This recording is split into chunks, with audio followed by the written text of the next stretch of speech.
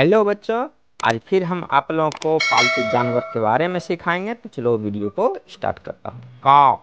काव को हिंदी में क्या कहते हैं बच्चे? गाय। कैट। कैट को हिंदी में क्या कहते हैं बच्चे? बिल्ली। डॉग। डॉग को क्या कहते हैं हिंदी में? कुत्ता। हॉर्स। हॉर्स को हिंदी में क्या कहते हैं बच्चे? घोड़ा। ऑक्स। ऑक्स को हिंदी में क्या कहते हैं बच्चे? बैल। रेबिट। रेबिट को हिंदी में क्या कहते हैं बच्चे? खरगोश।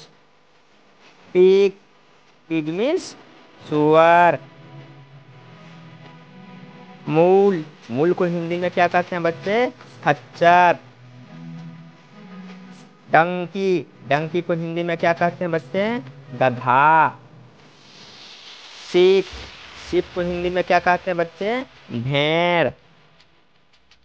गोट। गोट को हिंदी में क्या कहते हैं बच्चे? बकरी। बुफेलो। बुफेलो को हिंदी में क्या कहते हैं बच्चे? भैंस। बुल। बुल को हिंदी में क्या कहते हैं बच्चे? सांड। केमल। केमल मीन्स ऊंट। टाइटेन। टाइटेन को हिंदी में क्या कहते हैं बच्चे? बिल्ली का बच्चा। तो आज हम इस वीडियो में आप लोगों को पालतू जानवर के नाम के बारे में बताए हैं। तब तक जय हिंद।